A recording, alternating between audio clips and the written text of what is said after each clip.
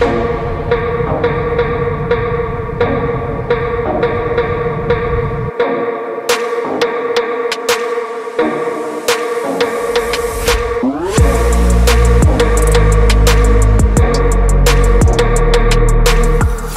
guys! Welcome to today's episode. So, pupunta tayo kina Emil. Apologies, medyo madilim kasi gabi na. Galing tayo sa Honda Cars Pasig. Kita nyo naman ako.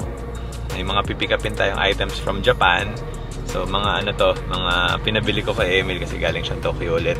Actually, isa siyang steering wheel, Momo, na hindi ko sure kung bagay sa Civic pero what the hell, try natin. And mga 164 scale models na dun ko lang nakita. Papakita ko rin pala sa inyo yung progress dun sa Civic EG ni Ken na matagal na rin nakatenga dun, pero ano naman, it's being worked on. Yung naman sabihin ng years siya in the making, pero umabot na rin ng ilang years eh. Pero yun, check out natin yung progress and soon makakapag-run tayo with that Civic EG. So, abangan nyo guys. Gamit natin yung Jazz. Kakapa-service lang natin from Honda Cars Pasig. Shout out. Dun kami lagi nagpapa-service and good service dun. Shout out kay Joanna. Siya yata yung ating service advisor. And ayan. So, ito ang tinatawag na Jazz na casa-maintained. Lady-owned, casa-maintained. Yung lady pala yung wife ko. Hindi ako yung lady. Pero Pwede naman ako maging lady.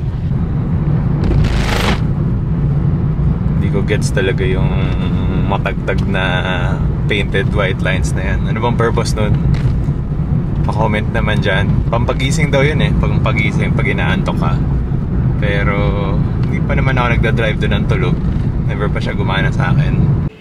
So, nandito na tayo sa garage ni Emil and papakita ko sa inyo yung Civic EG na wino-work on and yung mga items from Japan. Let's go! Ayun, so nandito tayo sa garage ni Emil and yan ang Civic EG ni Ken, which later papakita ko lang sa inyo briefly yung mga ginagawa sa kanya, but anytime soon pwede na yan ilabas. But later na lang yan. Check out muna natin yung mga items. Okay. So, ito yung steering wheel na sinasabi ko. Ayan, may tag po from Up Garage. So, this is yung Momo Olympic 3. So, unwrap natin. May nakakabit kasi na na Momo race steering wheel. Ayan, nakita mo yung difference. Mas maliit yung diameter niya. Mas malaki yung Olympic. Hindi ko mapakita sa inyo yung size eh. Size reference na lang yung ulo ko. Pero yun, mas maliit yung yung Momo Race versus dun sa Momo Olympic. Hindi ko alam bakit Olympic ang tawag. Earlier on, sabi ko baka hindi bagay sa Civic kasi meron siyang wooden parts. Ano tawag dito? Wooden trim. So, wala naman akong wood kasi sa Civic eh. Pero, wala lang. Curious ako ano yung itsura niya. Later, kabit natin. Hindi lang kita yung face kasi nakaharang yung isa eh. But yun, 4-spoke siya. 4-spoke steering wheel.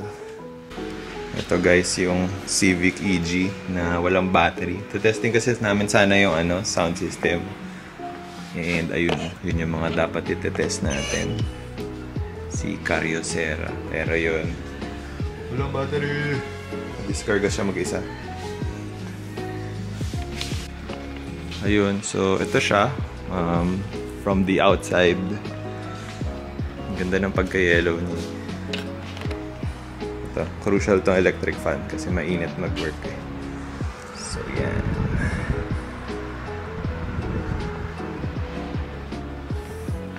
And sa mga nakapansin, yes, naka-K-swap siya. Hindi ko alam anong Honda siya galing. Baka CRV or Accord, di ko alam. Sabi ko rin pala kay Emil, itong carbon hood parang bago. Baka nga bago to. Bagay. Oo, parang di pa siya naarawan ever since. Pintab pa niya. So yan ang engine ng EG ni Ken.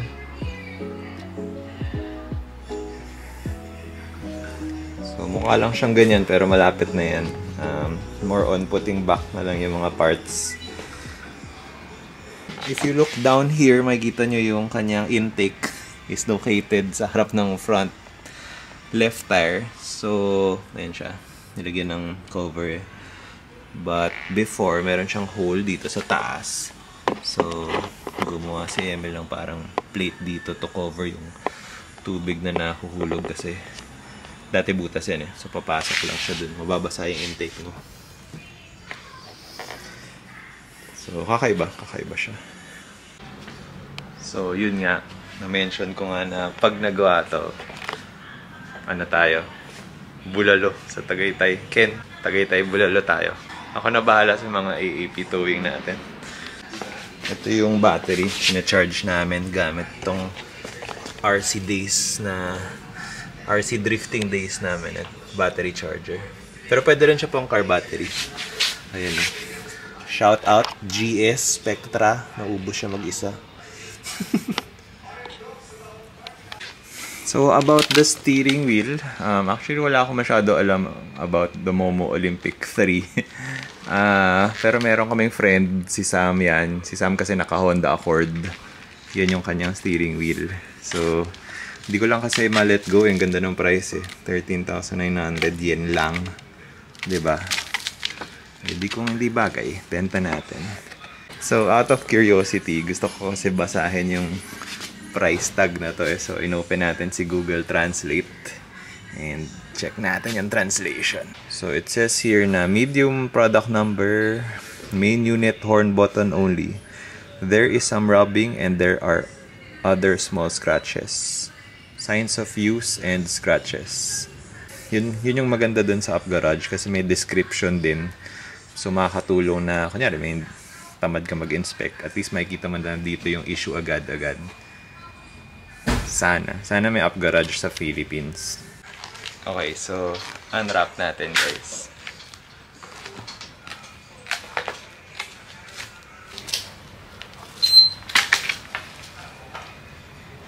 So, ito yung Momo Race. Ayan. So, mas maliit siya. So, yan siya. And then, ito yung Momo Olympic 3. Yeah! Up Garage finds. So, dito lang pala yung ano niya, yung horn button. So, walang nape-press dito. Dito lang talaga. Hindi ko alam ba't ko kinuha kasi wala naman akong ganitong wood na garnish ba tawag doon? Wood panel sa Civic. Talaga yung old Civic? Di ba may stickers ka dati nakakabit din sa akin? Ayo, may mga sticker dati yung Civic eh. Hindi ko maalala kung CF yun or wood. Pero inalis ko na. So, ito. Try natin. Made in Italy. Legit. Thank you, Up Garage. Shout out. Guys, itong plastic na to dito sira. Dito yata kasi hinahang yung steering wheel sa shop. So, kaya may ganyan. Alas may crack talaga to. And so, we managed to take out tong center part, itong shroud. So, ayun, yan yung wiring. And as you can see, may wires going to the right and left. So, ibig sabihin, pwede ka mag-press dito. Ano rin to? Pwedeng horn button rin pala tong right and left. Aside from yung center. Amazing. So, papakita ko sa inyo once kinabit na natin to sa Civic. So, yun siya. And napansin ko rin pala sobrang gaan itong Momo Race versus dito. Pero siguro nga, mas maliit naman siya. At saka, ewan ko, aluminum ba to? Sinagaan talaga siya. Ayun, so mapapansin nyo na black yung floor niya. Papatungan pa yan ng carpets. Pero ano to, truck bed liner siya. Which will help sa, I think, sa noise. Anong gusto ko sabihin? Noise cancelling. But, ayun siya. Naka-coat siya sa buong floor ng Civic.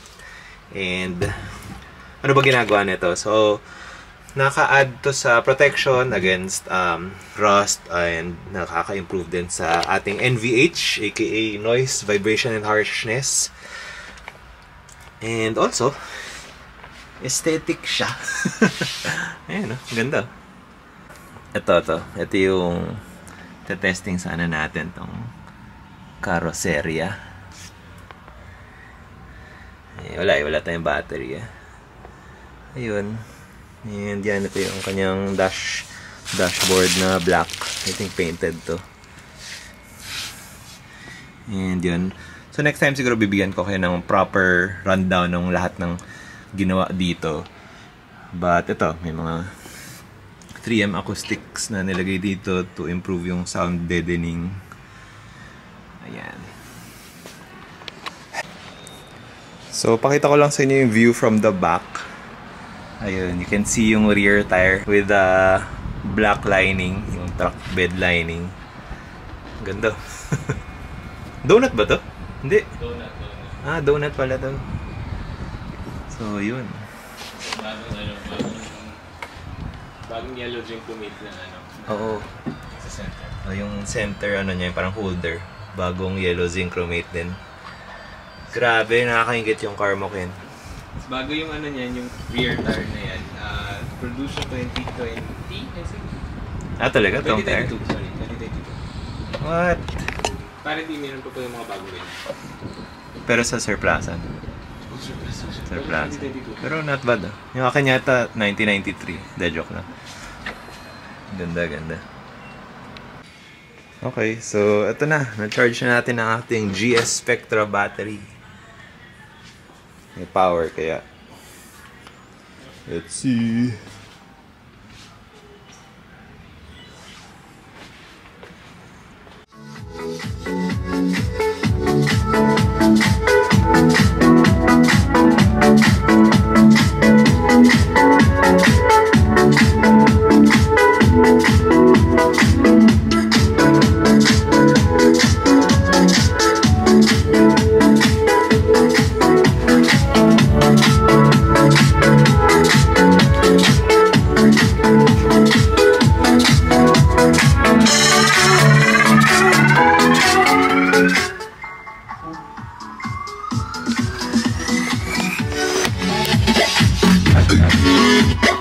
Grabe. Ang lakas ng ano, underseat subwoofer.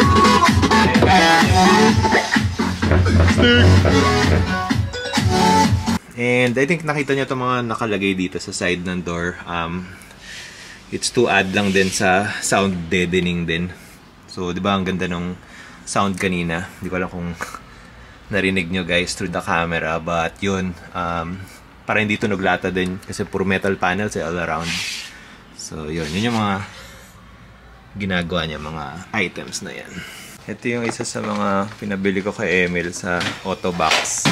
164 scale siya. Kaya lang ako na-curious kasi Liberty Walk oh. And then, parang puro Japanese lang, wala akong maintindihan. Pero ito yung mga pwedeng mong makuha. So, tsambahan siya. There's no indication kung anong car yung makukuha mo. May nakasulat dito Toyota official product eh, pero hindi naman Toyota nung... Yung, may binili kasi akong ganito eh, pero yung Nissan yung nakuha ko. I think may English name siya. Ang tawag sa kanya ay Aoshima. Aoshima 164 scale. So, yan. Liberty Walk series siya. Unboxing natin yan. Also, kung naalala nyo dun sa spoon vlog namin, may Game Boy si Emil dun na may camera. Wala yung parang backlight. Ito yung updated version. So, shout out 90s kids. Ito yung Game Boy Color na may parang IPS. Kaya siya kita. Hindi mo nakala ng light. Wala lang.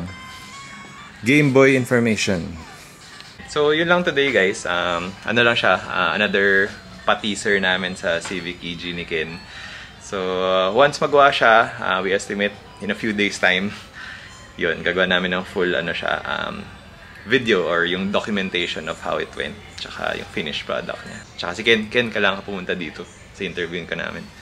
Yun. Thanks for watching. Like and subscribe. Ganda nito. Ito yung toe hook ng mga Yakuza.